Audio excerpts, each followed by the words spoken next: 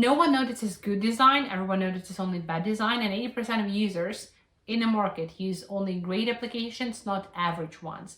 That's why today we'll break down Freedom24 investment application. Our plan is to understand the product, analyze, brand identity, website, UI and UX, and other branding materials, such as social media, check out problems and solutions of this brand. Disclaimer, this audit took me like 6 hours to make, so it's not a full redesign, do not judge me too harsh. All right, here I opened the file with which we'll be working today, and the first thing for us to do is to understand the product. And we'll answer around 7 questions here.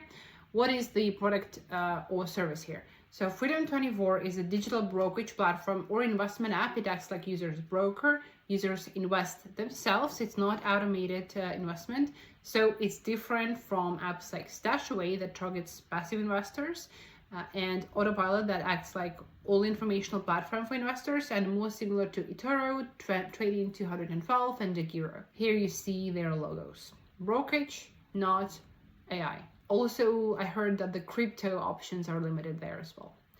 The problem it solves, or rational part. So with what does target audience have a problem? It's investing money, like buying stocks and owning them, ETFs, bonds, options, accessing opportunities normally reserved for professionals, and earning more than you would with just a savings account at the bank.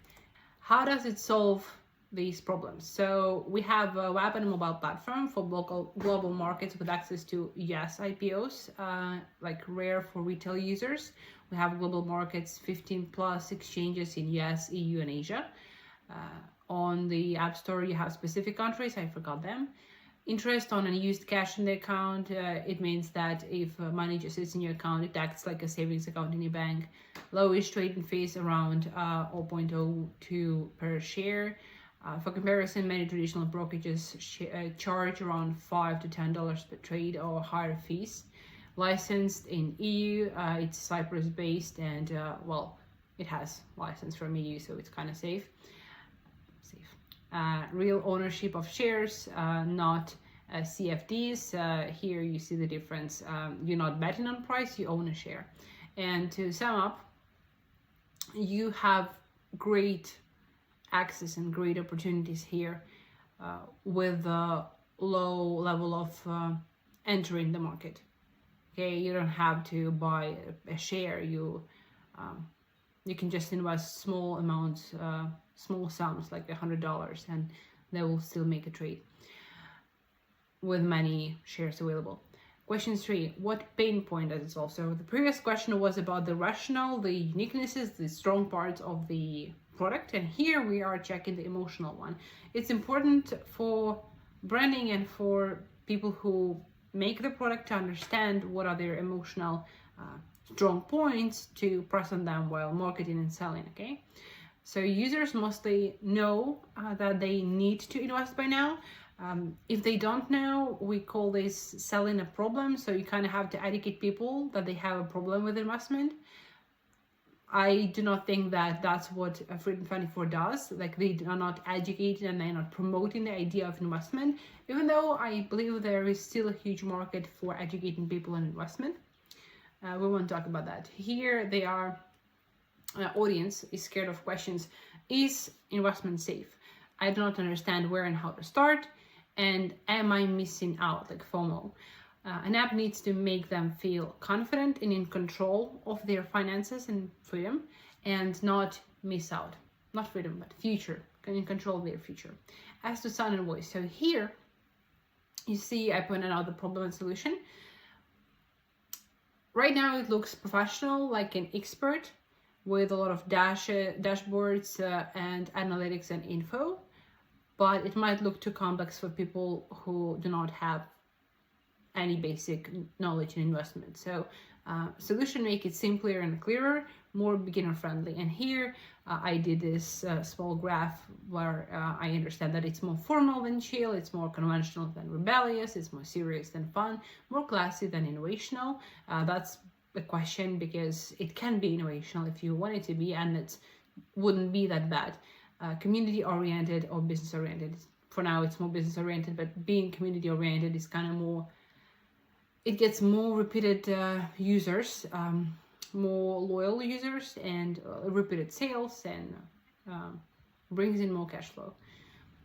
As to look and feel, almost the same as sound and voice. We need to make it closer to audience through visual elements, through videos, through photos, through illustrations, like make it not that data heavy and more humane. The target audience. You see here a full list of people like IPO hunters, stock pickers, people comfortable with financial terms, and so on. But the problem here is, at first when I checked out the app, I downloaded it, I checked the social media and everything, I thought, okay, this application is created for people who are at the middle level in investment, who are not all beginners. I thought that's it, that's their target audience. Then I opened up the web platform and I saw there is an academy on investment with courses from zero. It means that they do target beginners. They might be their secondary target audience, but they do target them. And it was not clear for me, unfortunately, until I logged in and opened the web platform. Other than that, I wouldn't have known that they are targeting beginners, and I can start learning stuff there. I think they should be more clear on that. Who are we for the target audience? So why it's important? Oh, by the way, going back to target audience. It's beneficial for a brand to know one particular person to whom they are talking. There was a story on one of the radio stations back in the day where a producer made hosts basically put a doll on the chair and talk to that doll and give her a name and a backstory, so that while they are talking to the microphone to their listeners, they would imagine that doll, like that Laura, I don't know her name, because they would visualize her. And a good idea is to print out your perfect target audience, like we did with our branding agency. That's you can see that's George. That's our perfect target avatar, FinTech founder of application at the start. And you can see his details here, like his London, UK, 32 pre-launch, early launch stages, has experience in corporate FinTech, maybe MBA. So we have pretty good profile here. I'm not saying that you have to have one person, but that's nice to understand who that person is. And here, I didn't dare to define it instead of the company, but I think it's not a beginner. It's definitely an experienced investor. Who are we for this target audience? We are an expert right now. This is just an expert, not a mentor, but we want to become a friend or a mentor to them. Why? To get closer to the audience. When you are an expert, when you are so distant and you just teaching people to the camera, like telling them what to do, it's not, you are far away from them, they are not trusting you, and they are not listening to you, and they are not even scared of you. But when you get a bit more personal, like a mentor or a friend to your audience, you get a better return on that. How you can do that? Through writing, we'll check that out on the website example. How to make text more personalized, how to make communication on social media more personalized, and so on. To summarize, it's a broker application that gives access to a wide range of IPOs and stocks and ETFs globally. It's trustworthy, but it's not simple and clear enough for people, which scares them off. The second step is analyzing brand identity. It consists of many parts, and I'll read some of them for you. So it's a concept: color system, typography, icons, style elements, logo mark, watermark patterns, stickers, mascots, illustrations, merchandise illustrations. It's repetitive. Packaging, banners, billboards, posters, blah, blah, blah, and so on. The idea behind the whole idea of brand of Freedom24 is a bit flat for me. I wrote this, all the thoughts previously, so sorry, that's a lot of text. I can understand that freedom means financial freedom in the future, so you'll be more in control of your life. It might mean also, here I wrote, that you can invest wherever, like to any company, to any IPO that you want. It gives you a wider range of opportunities, and not restricted by any government or like location. And 24 means time. It's available 24/7. Another version of naming comes from the holding company. It's Freedom Finance Europe Limited. And basically the logo also derives from Freedom Finance, because they have this same shield and green color and letter F. Where is that? It's here, the logo. I took a bold step of coming up with my own logo. I did gather several references. I did try making it a bit more beginner to medium level oriented, a bit more Gen Z oriented, a bit more memorable. Why Gen Z oriented, by the way? Because I think the market is a bit shifting right now, and I don't know how old Gen Z specifically are right now, but they soon are gonna be getting in the age of starting to invest. So getting in this growing market is a huge advantage. So I would catch up with that wave. How do you do that? In order to remember a name, a logo, you have to have one of these components. It's novelty, emotion, association, and repetition. I compared here some of the names in the niche with this criteria: novelty, emotion, and association. We'll see how it goes. I'll suggest some other options. But if we're going back to the logo, right? Brand concepts here. These are two totally different projects that we did in the TOO.BADASS branding agency. The first one is a parenting app. It's a bit more, it glitched a bit more. And this one is also an investment application. So what are the brand ideas behind them? I'll explain them to you, and they would feel less flat, other than just saying the word freedom and expecting people to think that, well, freedom, I can trust this app and it will bring me to financial freedom and I'll be happy forever. So Baby Resume is a parenting app. Basically, there is a family of mascots, and we say that it takes a village to raise a kid, and each mascot has its own character, and they are as if like in a small interaction in between themselves. It's like series, you know, there is a popular sitcom Office, where each character has his own peculiarities, and they are meshed up together, and it's really fun to observe them. That's what happens in this app. You have many people together. Some of them are like angry, and some of them are protective, and some of them are fun, and they communicate with each other, and they create a connection with users, with parents. And well, basically everyone is responsible for a particular niche area of baby's life, like health, experience, skills, relations, and interests. And it takes a village to raise a kid. Okay, so there is a bit deeper idea behind this picture. And then here is Stone Invest. Stone Invest, it's like Stone Age investment. It means old school investment. Investment in a boring, not dopamine driven way, so that you'd put the money in and you'd wait for long-term returns, or you'd put money in more stable niches, in more conservative other than crypto. So it's less of a commercial idea, more of a long-term prosperous idea of investment style. And also it has educational courses. So that's why it's called Stone Invest, from Stone Age. And we have a playful dinosaur, why to connect with Gen Z again. And why dinosaur? Well, there were no dinosaurs in Stone Age, but when you think of something old, you think of dinosaurs. That's how primitive the thinking behind this is. And basically these two ideas, they're not as flat as here we say Freedom24, and we expect everyone to trust this application. We expect everyone to understand what it means. We expect everyone to remember the logo just because it has letter F, and just because it's green, it has number 24 in it, okay?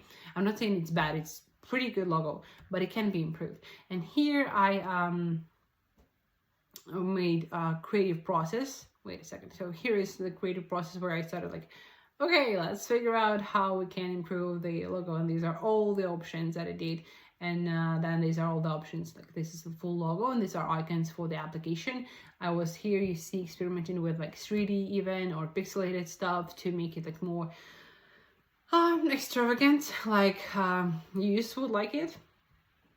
And then there was always this bird When you say freedom, what are the pictures popping up in your head?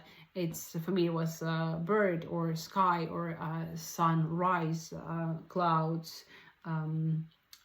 flying and so on. And here I chose finally bird, and that's the final design here. Why bird? Because birds can fly without any limits, without borders, without regulations. They can change countries and water to land and continents, and it's freeing.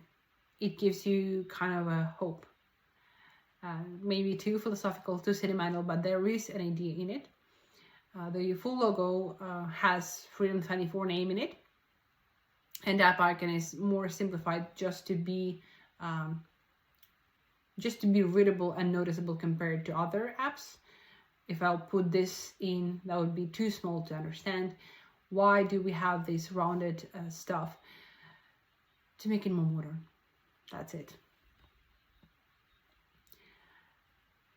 And now we'll check out how to come up with a good name. I have, by the way, a video on how to come up with name for your brand. That's the video, and if you open it, I'll leave a link down in the description here. This is the video. Here I am talking, God, I look weird. Here I'm showing you the checklist on how to create a brand name. You can see that, and I'm providing examples in the middle. Okay, so basically you brainstorm ideas, you test it with real people, and then you check referrals. Novelty, emotion, association, it's tested out. By test it out, we'll check what it means right now.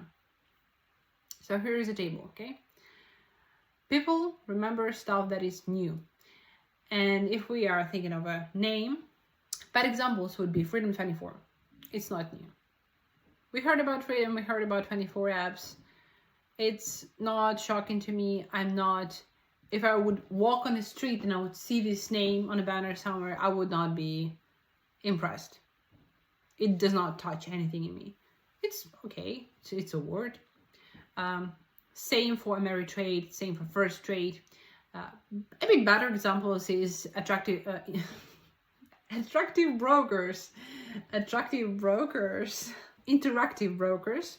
It speaks for itself that these brokers are not, well, I did not learn the brand itself, but I do know a little bit about them, and it gives you the info that they are not that stiff and old and not flexible company. They are more interactive. They are more adjusted to this day and age. Stash in the cash. Acorns here, the explanation. Mighty oaks from little acorns grow. Proverb. Yeah, that's a good one. As for emotional examples, so bad examples like e-option, DAX trade, trading 212, XAB, Saxo, trade station. You can see all of them. And better ones are the ones that have meaning in it. Freedom24. So from emotional standpoint of view, I can agree that there is something to it. Vanguard, Betterment, Wealthfront, Acorn, Stash, Webull, Shares is.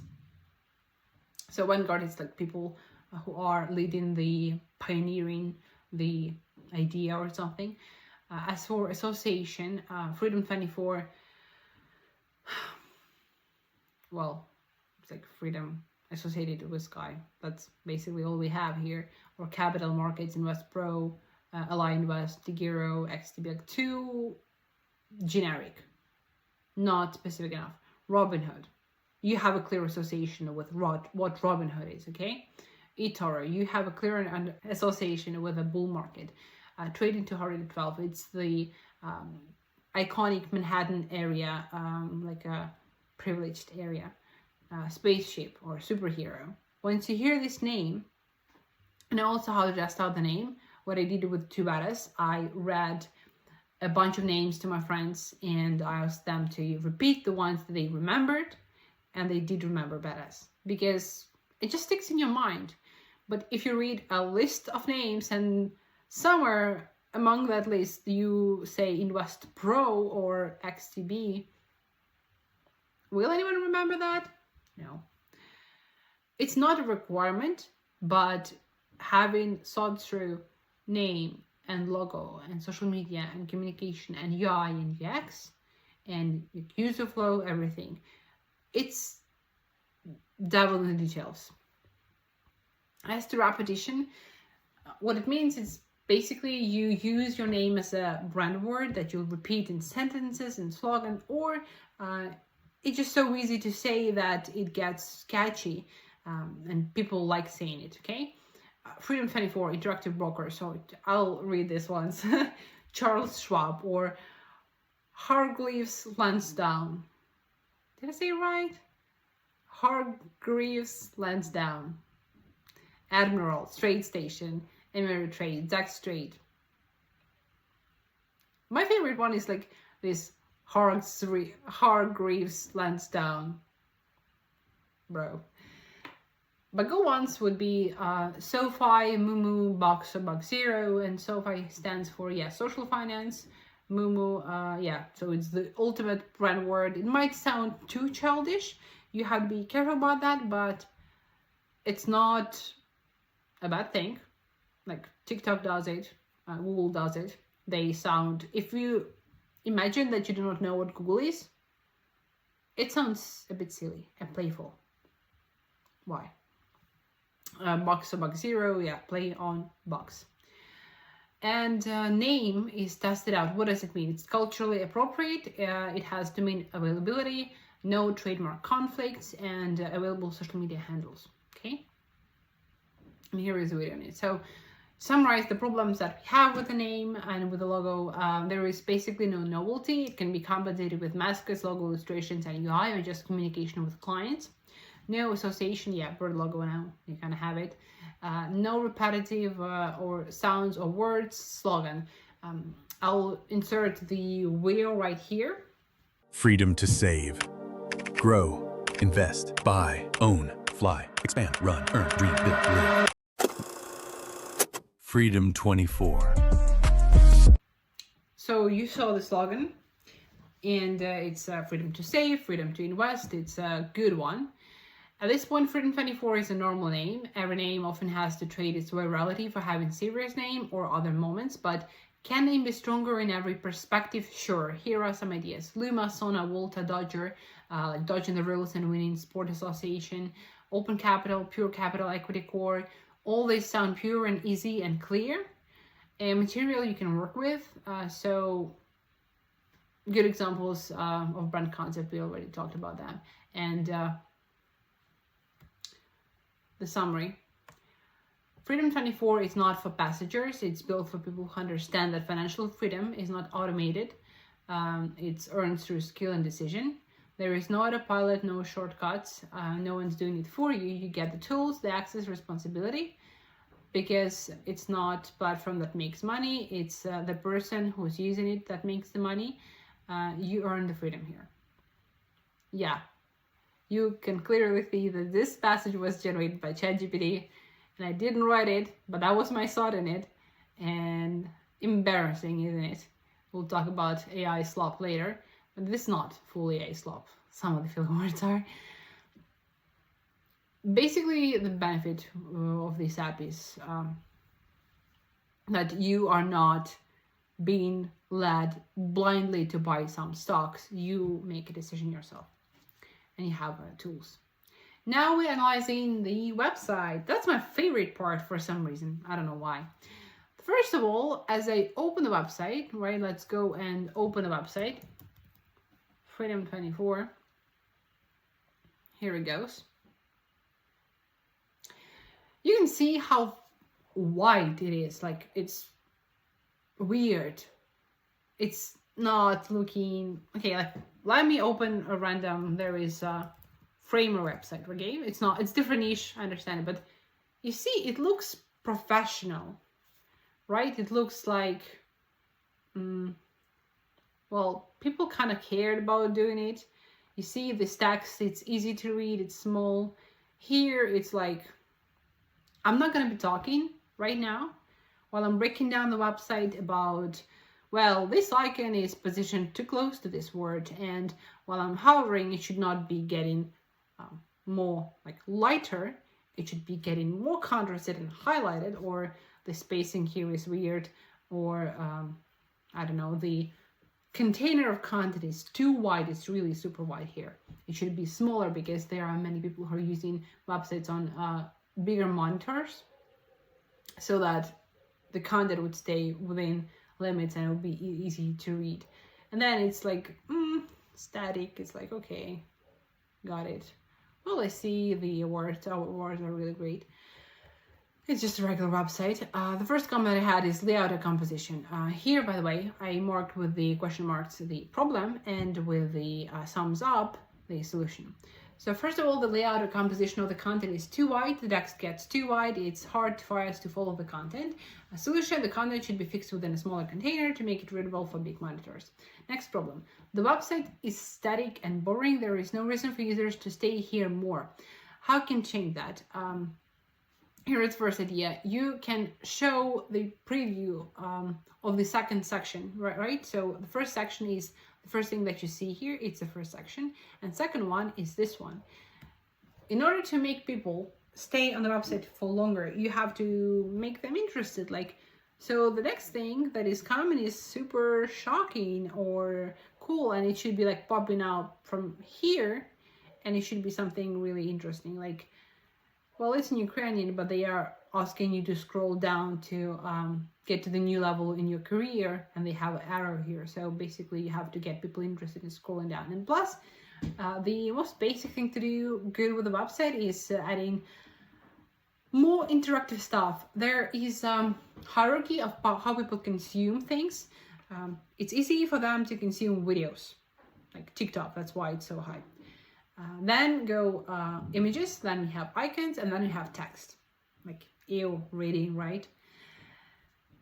And videos, what is close to videos on the website? It's animations. When something is popping out and something is like swirling around and then getting zoomed in and out and so on.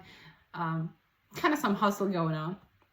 All right, and there are micro animations. Micro animations are really tiny animations with okay, so this button is hovered and there is a small sparkle coming out of this button, or when I like this change of text is a micro animation.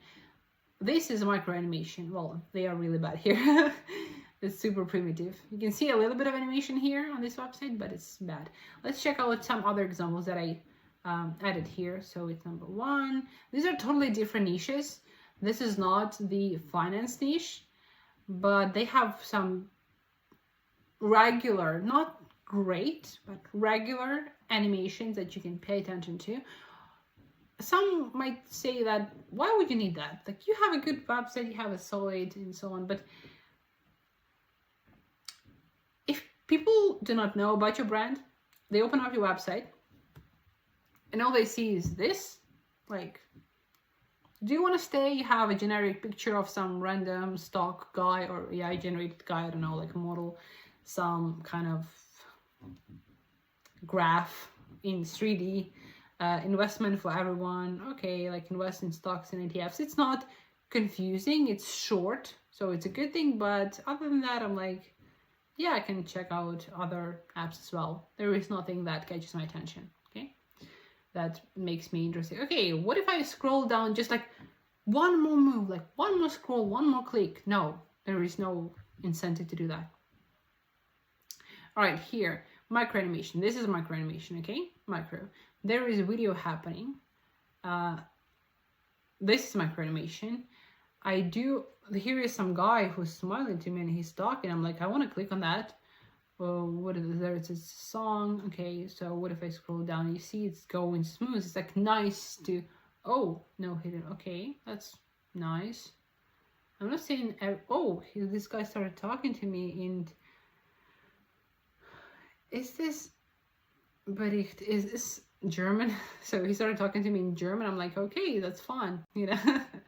Next website, like here, yeah, it's smooth, but the picture is nice, and they scroll. You see, they say scroll for more. At least this is the smallest thing you can do. Next thing, scale for, oh, that's dumb thing, but I like to play around. I'm interested right now. What if they have more? Assistantly, scaling up, grow. So they, okay, scaling, like, scaling what? Scaling businesses with talent, like this is HR or what? Like, it's not clear what this website is, but it's fun. It's so far the best animation here. Like, it makes me read till the end, or at least notice more than just first screen. Okay, couple more, just because I opened them already. So there are videos, something happening. All right, maybe there is something interesting. It's just nice animation, just nice, simple. Oh, wow, what was that? Take back your algorithm.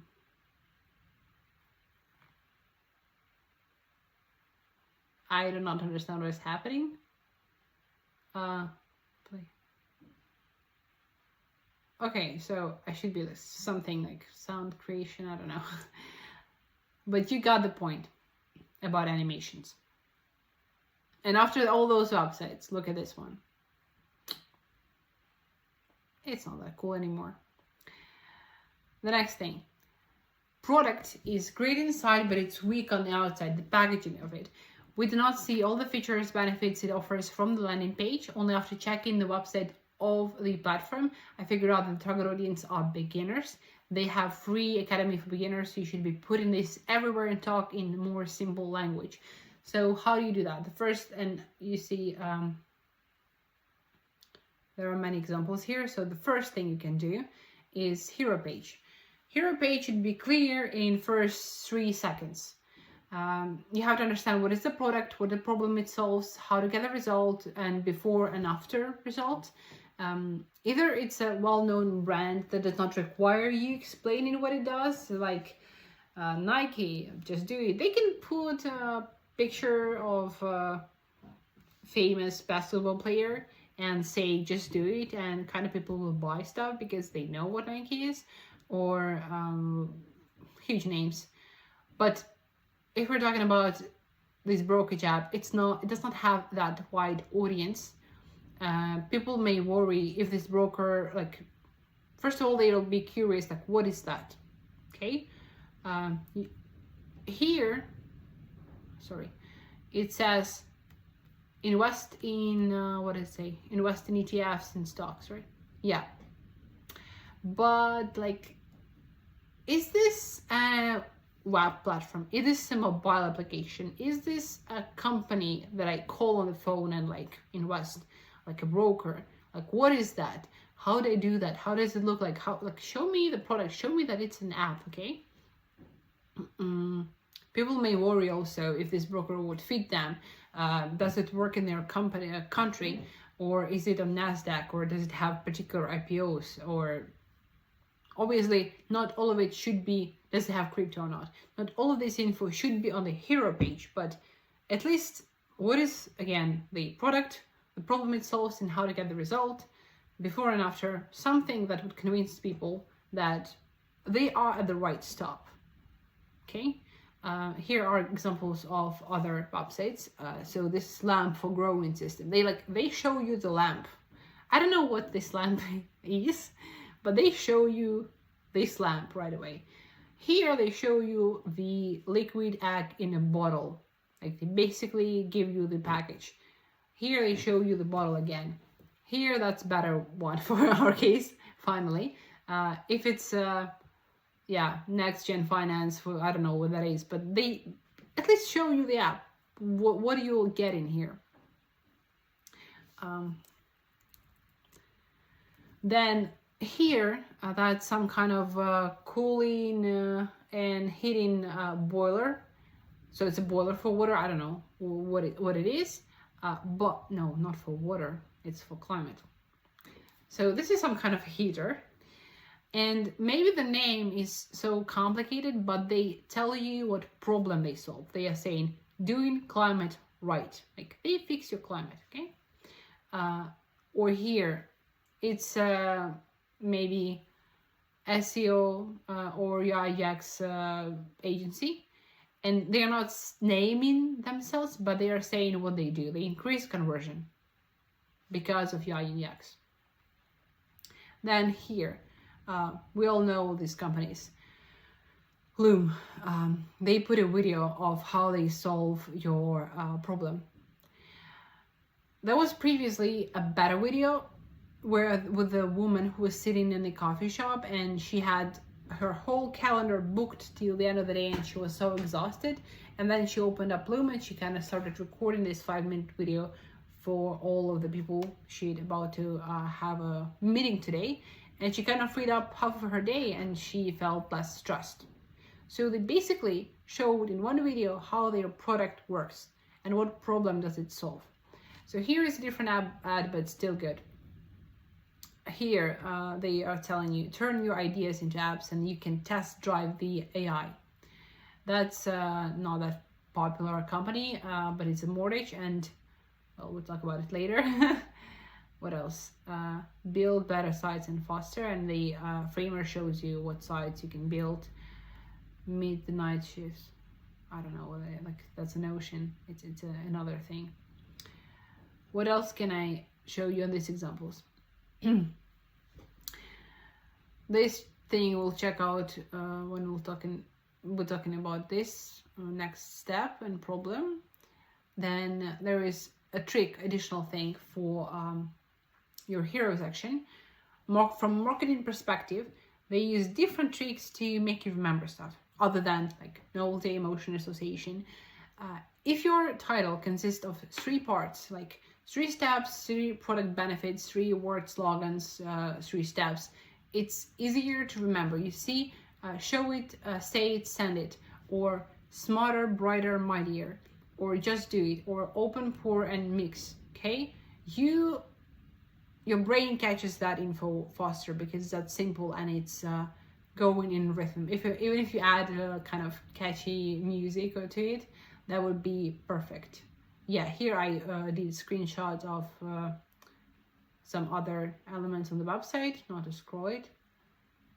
It's static, corporate. You see, I don't see real people here. I don't see people. Yeah, okay, that's nice. This is very nice. But I would put this picture somewhere a bit in the front, like not in the back where no one would find it. Or this board of directors, it's a good one. Well, these ones are like,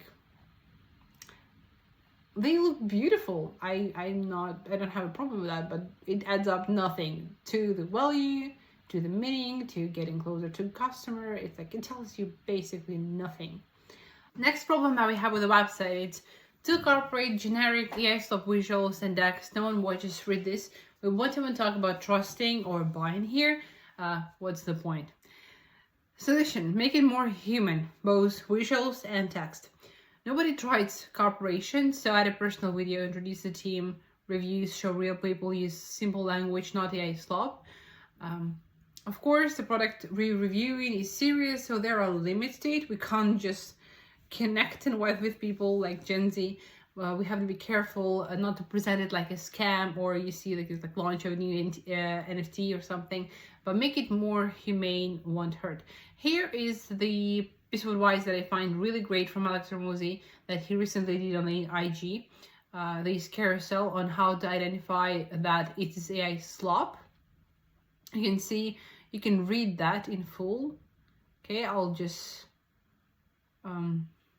swipe through this slowly. Basically, he says, there are top 5 phrases that instantly tell me AI wrote this. Delve into, unpack, this signals that, this underscores, navigate the complexities of, in an ever-changing landscape, synergies, leverage our leadership, holistic approach. All these words, they are so sophisticated, they mean nothing. Zero value brought to the table. That's the problem with this AI slop, okay? Next, top 5 things ChatGPT does that give it out anyway, immediately. The transition words, like moreover, furthermore, at the start of every passage. Bold words, colon, explanation, bullet points, then corporate therapist voice. Like, this is a powerful opportunity to lean into our strengths and foster a culture of accountability. And like, what? What does it mean? Be more serious and accountable? Like, what does it mean? They need a little bow at the end. Ultimately, the goal is to build a more resilient and agile organization. At the end of the day, it comes down to execution. If your conclusion could apply to literally any company on earth, it's not a conclusion, it's a wasted words. Yeah. The says everything and means nothing. So you read an entire paragraph, it sounds smart, and then you realize you can't summarize it. Bullshit. So here I want you to do instead. Use the voice dictation technology to write down the first draft, and then use AI to make it better, not to replace your thinking. And also perhaps ask it not to rewrite it, because I'm used to dictating everything to AI, and then it would take my words and rewrite this in their own AI style. So I'm asking AI not to rewrite it, I'm just to organize my own words. Like, make it simpler, cut them shorter, clarify them, but not replace them. So yes, here some other good examples. I stumbled upon this website, and that's not our target audience, but here they are selling true ice cream, and they say, no girl, I don't like all these ice creams and frozen juices. When I was a kid I liked it, of course, but I don't know what else I liked. Them addressing no girl at the start of the passage, they know their target audience and know that the people who are buying, like 80% of the people who are buying these popsicles, they might be moms or like girls. Like, they know the audience. That's why they're saying it, no girl. And that's playful, and it's more flexible, and it's cool to read. I wanted to read this because it's if a real person is talking to me. I'm not saying that we have to say no girl. No, we don't have to be too straightforward, but this is a good example to direct our minds in on the right path. Here is also, I wanted to show you Maslow's pyramid of UX text. It tells that a text should be, first of all, clear, so it's not confusing, not abstract, without the necessary words, which is AI often guilty of. Example here I wrote, if we're talking about energy drink, right? Provides energy to help you stay alert. Then text should be friendly. So aimed at helping, not manipulating, and truthful. Need a boost? This will keep you going. So you're helping with the sentence person, right? And then expressive. It reflects the nature, the highest level of brand identity is when text is expressive, when you can close the logo and you can understand what text, like, what is the brand here. It evokes the right emotions. We give you wings. Gives you wings. Like, it's a Red Bull. It's not Burger King, you know? It's not a chicken wing. It's Red Bull. You know that. That's how good their brand is. Then other ways to get more personal and humane with visuals is to introduce yourself. Like, make a small intro video, a reel, or a photo, or your team. Here is what I put on the video I put on the website of our agency. I'm like, yeah, so there is a real person behind everything. Here is a good example of a mortgage company. They put their team, and you see their team is happy here. They are not stiff, wearing suits and boring. Like, these are real people who would be working with you. Like, it's cool. It's really awesome. Then there is like founder, I don't know, director, somebody, main manager, who is talking to you and who's explaining you, like giving you some value. Here, he gives you a home buyer's course and educates you. Like, you can feel that these people do this for you, and you can see their faces repeatedly, and you can trust them more. Then reviews, another great thing of trust evoking trigger. Then these are also reviews, like what community says. If you can't do the photo of your team, I don't know, some agencies do drawing, kind of playful, or have these informal photos. Well, it's not what you can do perhaps on the, you can do a picture like that on the Freedom Finance, but maybe not like this, even though that would be very, very cool and people would relate to this. I'm not saying that you have to show off like your drinking party. No, just a regular working process. Another way to connect with audience is show behind the scenes. It's always interesting and it's the easiest content to make. Here is the example of like a video of the website of one marketing agency that is pretty popular in Ukraine, Kowalska. They did like a year or a couple of years ago, they did popular banners where they were promoting small businesses, and they would kind of do stamps with real objects like real onions or real bread or real books on the paper, and would put that around the city, and they would promote those small local businesses. Basically, they were creating these interesting banners, and everyone saw that in Ukraine, and like everyone knew what that is. So here they made a video on how they created those banners. They literally took onions and objects and they were like drawing them, not AI generated. They really worked on this stuff, and that's interesting to look at. I mean, I wanted to see that, the onion drawing. Then another solution to make websites less corporate and less static is bringing more trust elements. What are trust elements? It's results, logos of partners, reviews, team and people behind the company, we talk about it, transparent comparison of product with others, more evidence, more persuasiveness, more bragging. By bragging, I mean, if you will not tell the world about yourself, about your product, no one will, unfortunately. Being humble, good, or confident in your own service is great, but also telling more about what you do is important. And I felt like they're not telling enough about their product, especially on the social media. Explain how your product works in a simple way, show before and after, show real results. So here's a link to the website that I'm referring to. Baby Resume that I worked on. They are showing you the old way of doing things and the new way of raising a kid. Or that's my example from the branding agency. Maybe it's unreadable. What a great UI and UX designer I am. Basically here I compared in a complex way freelancer, big agency, and our agency, pros and cons and what it's good for. So basically you see freelancer is good for early MVP, one-off pages, experiments.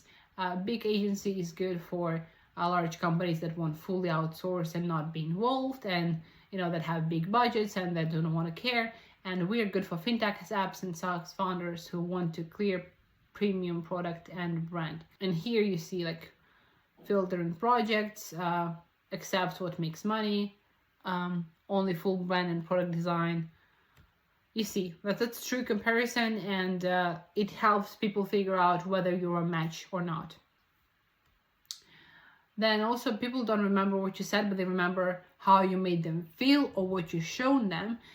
You might tell a person about the tornado 1,000 times, but once you see a tornado or watch it on video, you'll be much more impressed than just being told about it, okay? So that's same with this like before and after, right? We did a design for the airplane ticket. You see the before and after. Or how your service works. Here we in simple steps explained how our service works.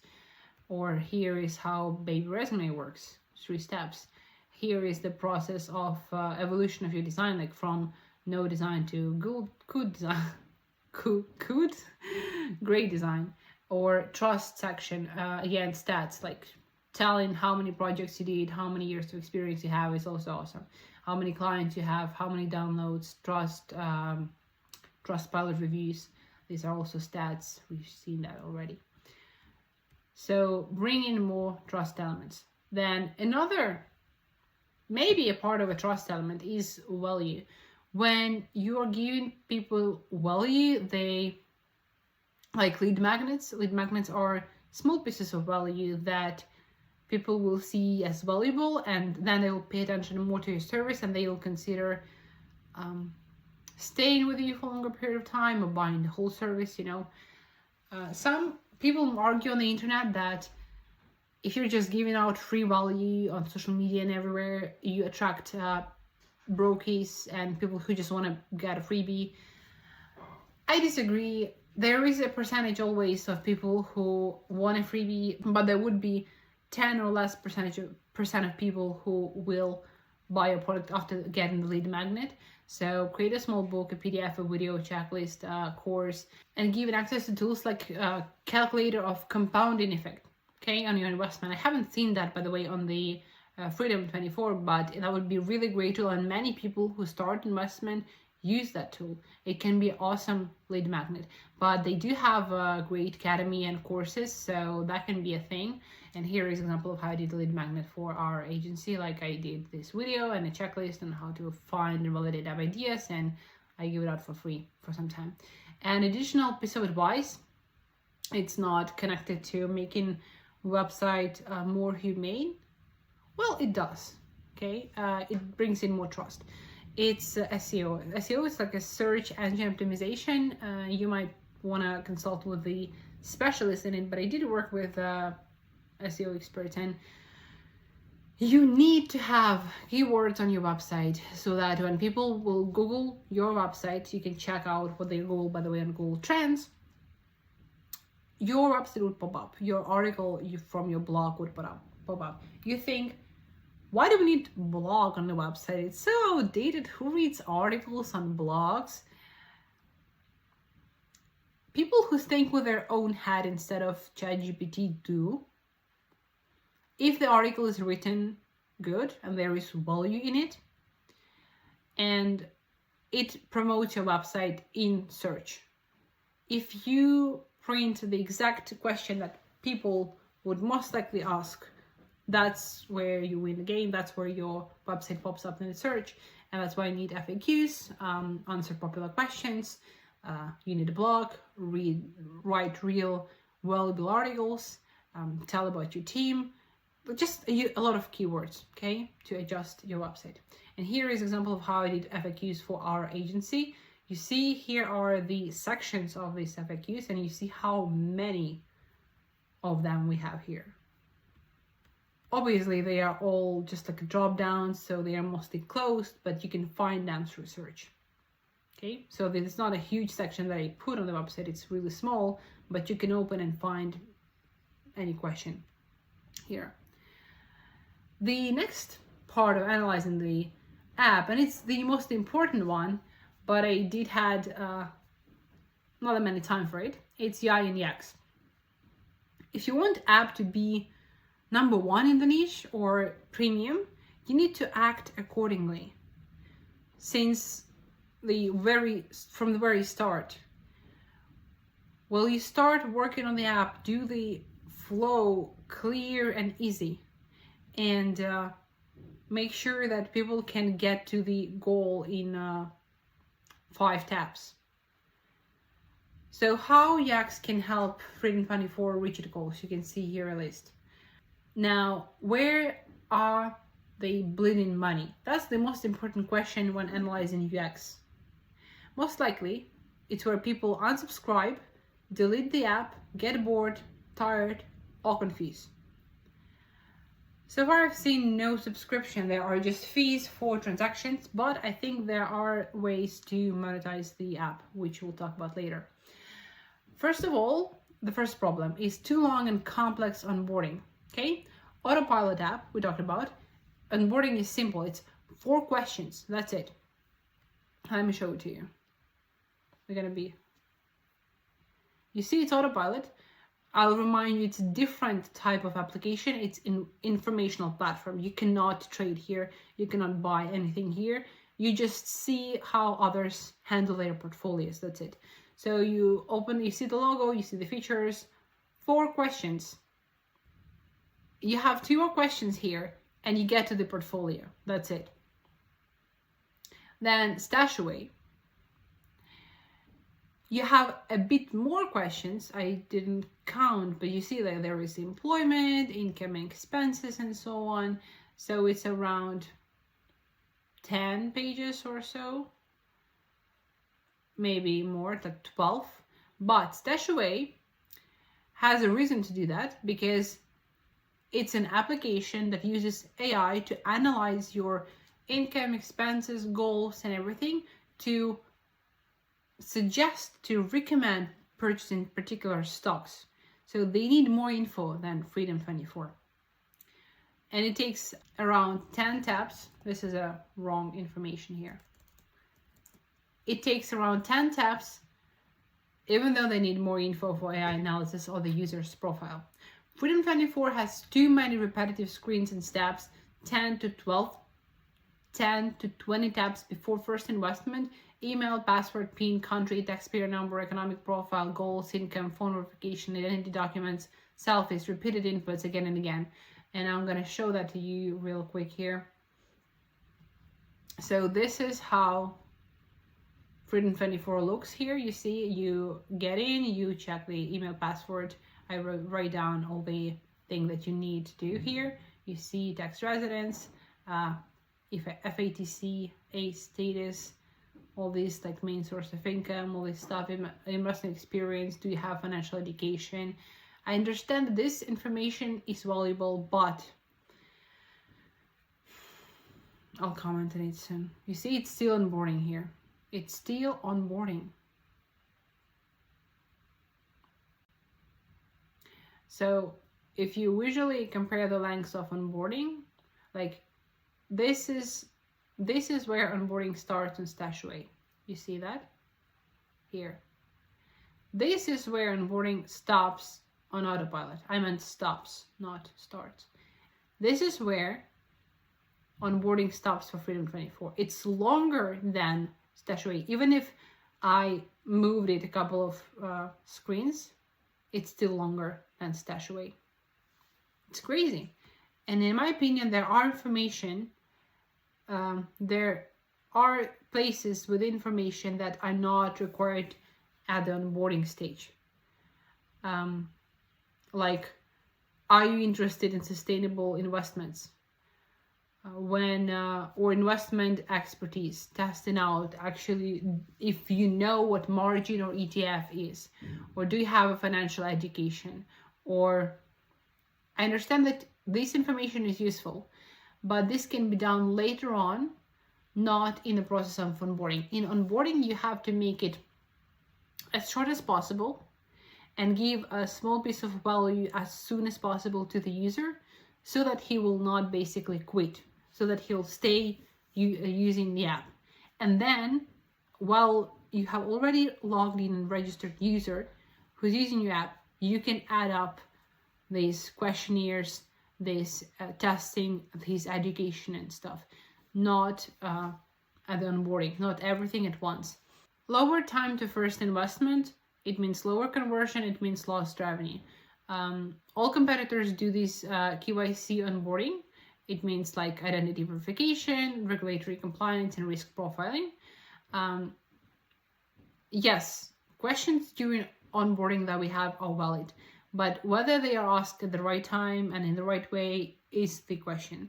If some app seems better, it's not because they have less questions, it's because they have those questions placed in the right places and organize them more efficiently.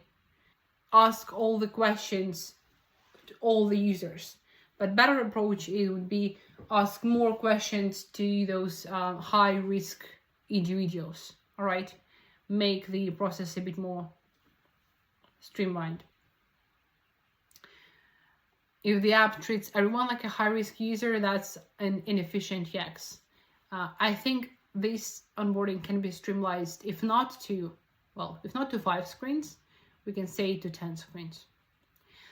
Next thing, I checked out reviews on Trustpilot, and you see there are a total of 1,000 and around 300, and these bad reviews that I chose here, they have, there's not that many, 35% of bad reviews, and like 1 star is 21 review.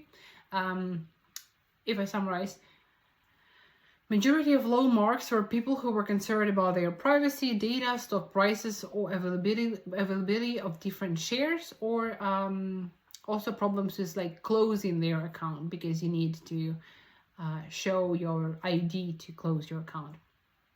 That's why I'm not going to pay attention to that. I'm going to pay attention to onboarding and UI questions. Here is what some people say. Design may be not super intuitive in the beginning. It takes a bit of time to get used to where things are. Terrible for new small investors. That's what I told you. Platform is counterintuitive. You'll likely lose a significant amount of, a bit of hard to understand the data that is displayed in the portfolio tab.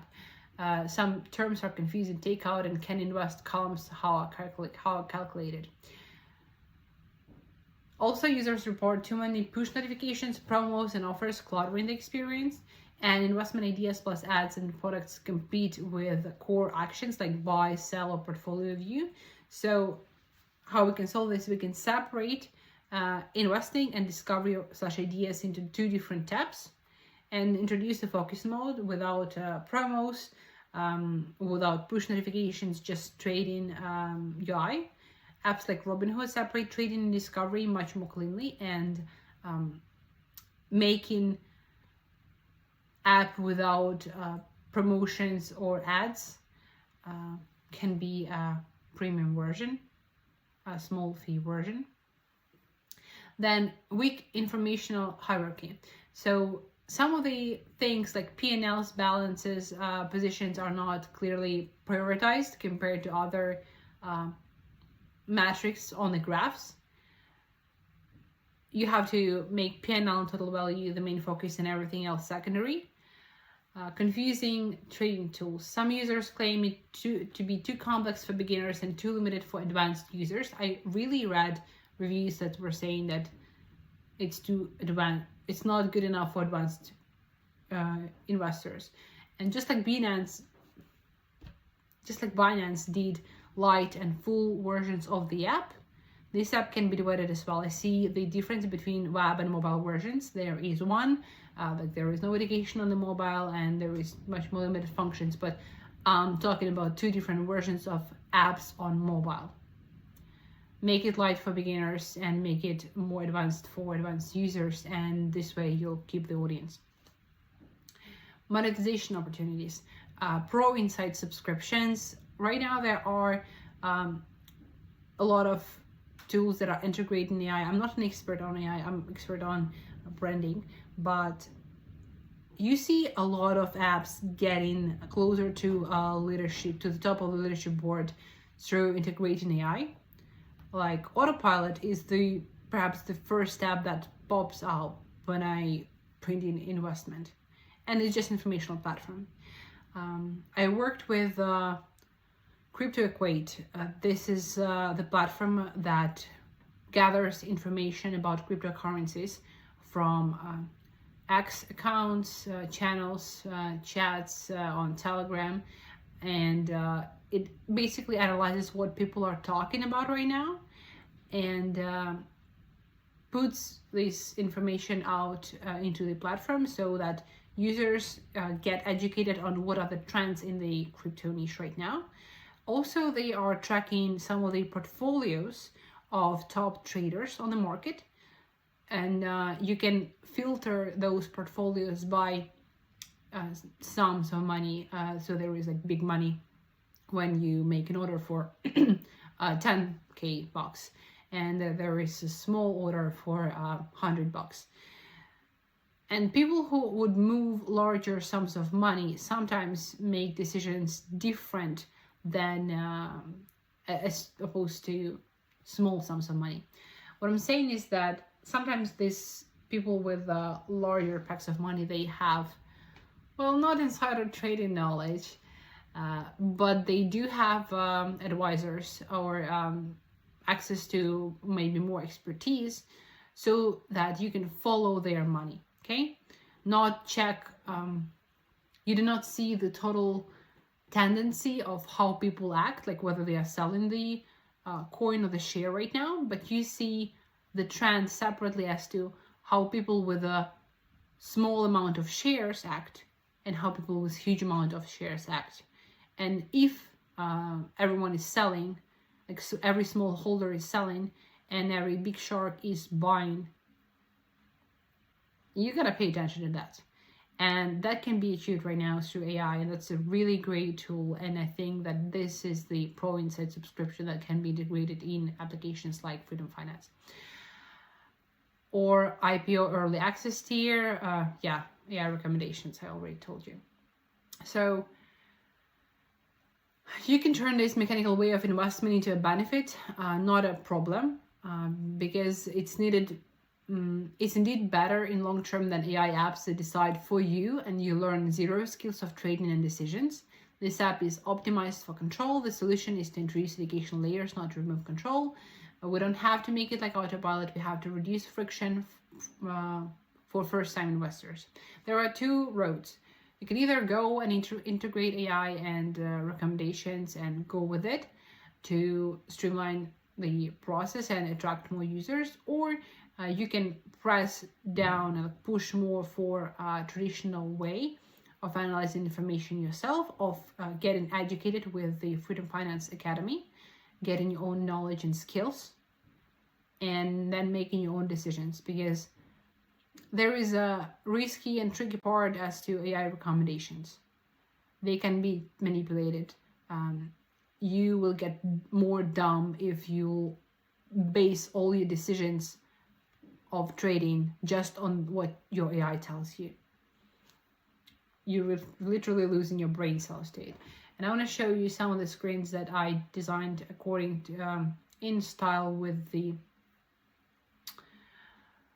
logo that I did for the Freedom24. It's not final. These are basically drafts. You see the screen is different here. But that's how I do. I'd streamline all the inputs in one tab. These are the features that I would do, some of the pop-ups, the graphs you see. I'm too fast. What else? These are some other graphs here. You've invested, congrats, the article. You're here, and this is the financial freedom that you'll get. And this is the onboarding process that I would streamline, you see. It's just, here it's not that much better, it's just cleaner than these screens. Those screens above look too messy, and this is much more simpler way.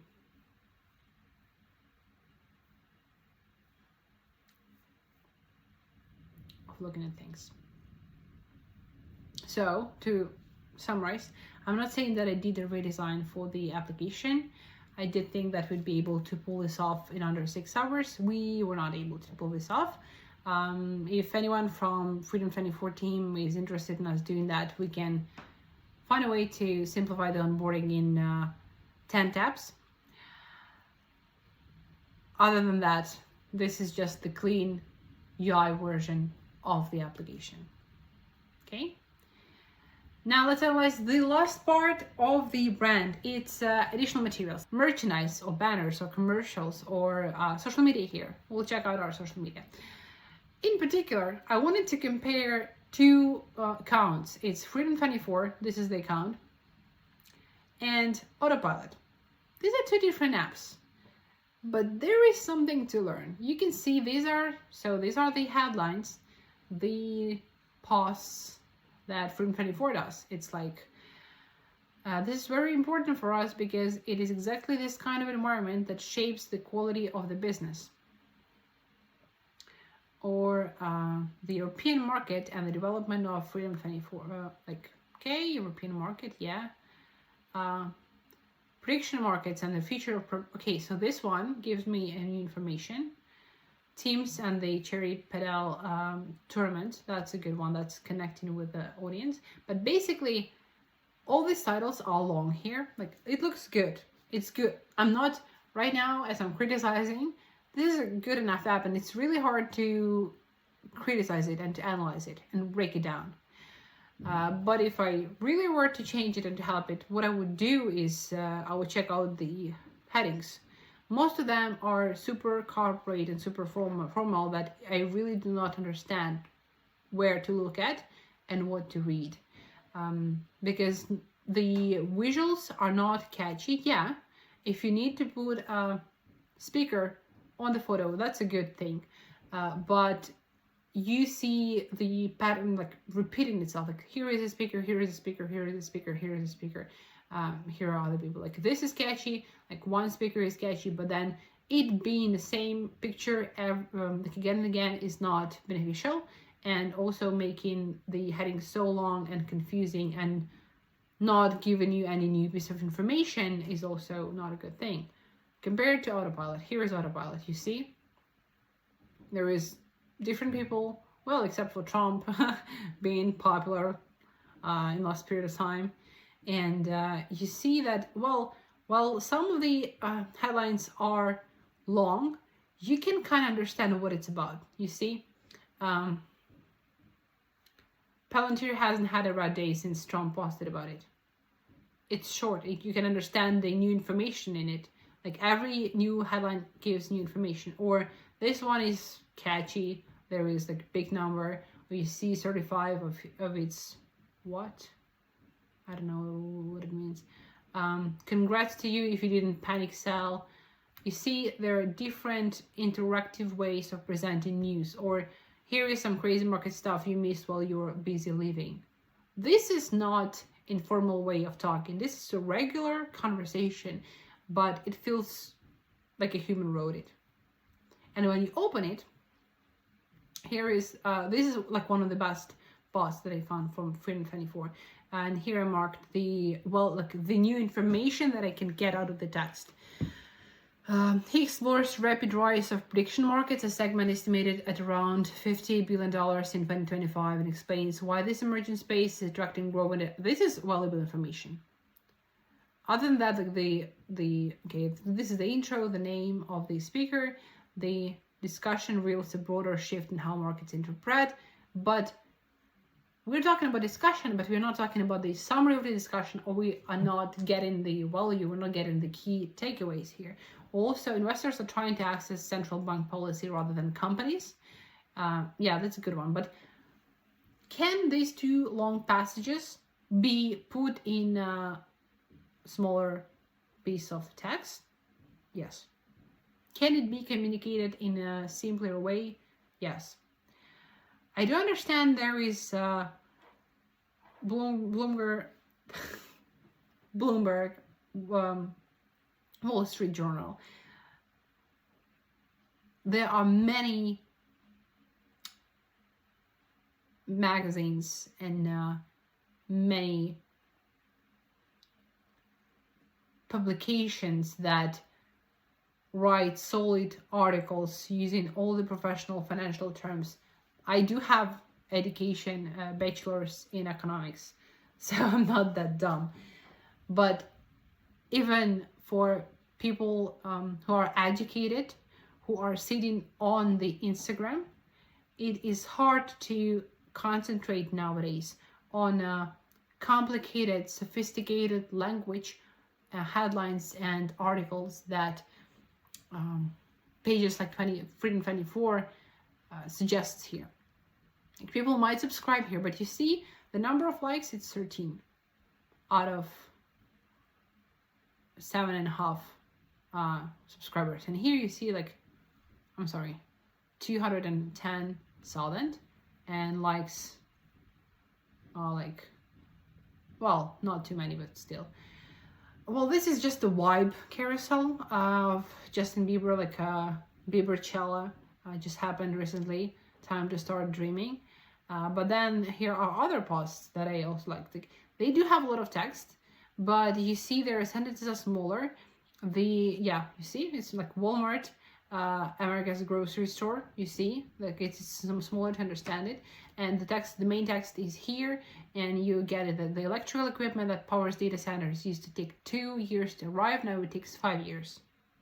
Wall Street spent 650 billion on AI investment this year. Anyways, here is 5 stocks that may win if this bubble pops. This is super short. Oh, this one, yeah, crazy market stuff. Or this one, you see the company, the graph, the info. It's as short and as clear as that, and people are paying attention to this. Okay? So I'm not saying these are the same target audiences. I'm not saying that you have to do it like this, but the way of putting information out there is much more thought through, and making this easier publication with less text and more standing out title takes more effort rather than putting a lot of text and making like a long read as Freedom24 does it. So unfortunately here Freedom24 loses, and here is what ChatGPT said about it. Yeah, kind of, you see like snackable, emotional, low IQ barrier, dense, analytical, high effort to consume. So even if you are educated and you really have like a degree in knowledge, a professional, if you are at home, like at dinner, checking the news on the IG, will you read the full post? Most likely no, and that's the problem. And here is the style that I would suggest for Freedom24 on the social media. So another, like, this is me still talking about mistake with the social media. Social media is a place to connect with people and to communicate. If you want to make public announcements, yeah, it's also the place, but getting deep into details, writing full articles in one post on the carousel, putting out your special offers, showing off your whole catalog of services or products is not for social media, it's more for your website. Every post on the website should be, as you're talking to one particular person, it should be either vibing or educational, useful, simple. And on that note, it's a good note to end the video. Make it simple. Make it more humane. Brands right now are so detached from reality and too corporate.